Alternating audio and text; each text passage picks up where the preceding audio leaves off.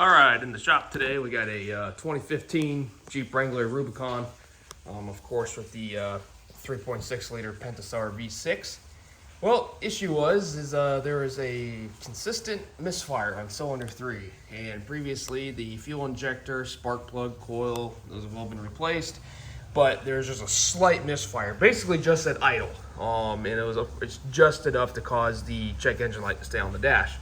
Well, this was brought to another shop, and the customer who owns this paid, gosh, I think like $500 because they brought it to another shop just to have the valve cover removed, just for them to inspect the rocker arms, which are a very common failure point on these engines. Well, they took the valve cover off and they couldn't see anything, so they put it back on there, charged them, 4 or 5 hours labor plus the gasket just to remove it, put it back on.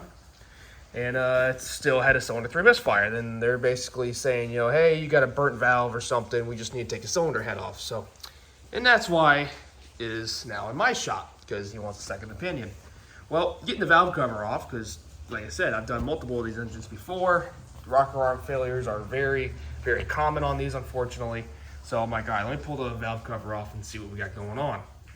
Well, right off the bat, I notice here on cylinder 3, the forward exhaust lobe on the cam has a very slight scoring on the sides of it. Nothing bad, nothing that catches the finger. It's still smooth. It hasn't actually really damaged it, but I can just start to tell, something's starting to go on here.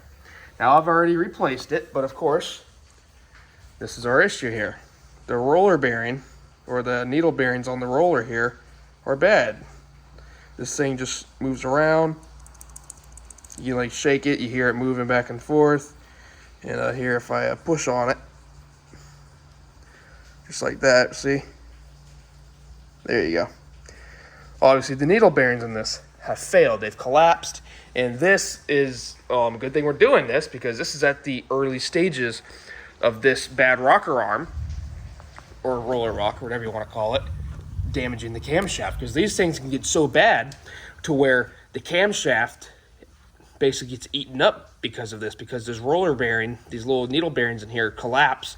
And as you can see right here on the edges, like right here where my fingernail is, the cam lobe is just starting to touch the actual outer shell of this rocker. So good thing we got this caught this now before it's damaged the camshaft, because like I said, these can get so bad to where it actually eats up the camshaft lobe and destroys the camshaft, sends metal through the engine. It's just not a good deal. So yeah, like I said, common failure point in these engines. And of course, the bad rocker happened to be on the same cylinder with the misfire.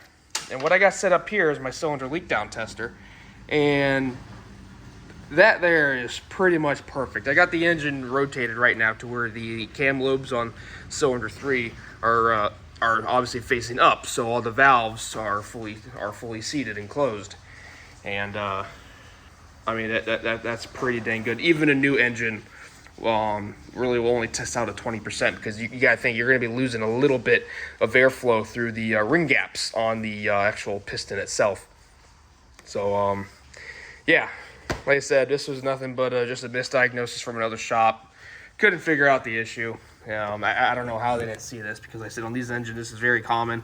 And as soon as I pulled the valve cover off, I saw this, obviously knowing what to look for. I'm like, all right, we got a problem with the cylinder. And sure enough, I can just get my finger in there and just wiggle it back and forth. This whole assembly was loose because of the needle bearings in this rocker roller here, obviously gone bad.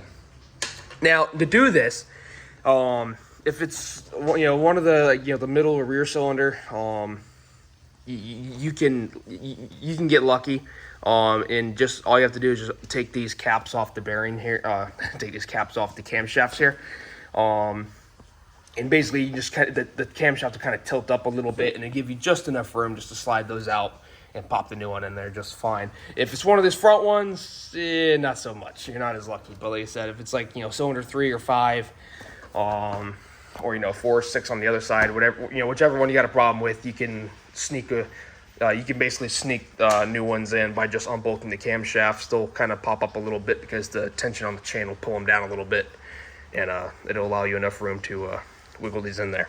So he does not need a head gasket. This engine has been very well cared for. Always been Mobil 1, synthetic, all that good stuff. You can tell how clean this is.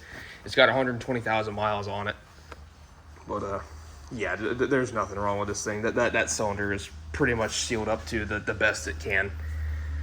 So, you know, that's not going to turn out really any better.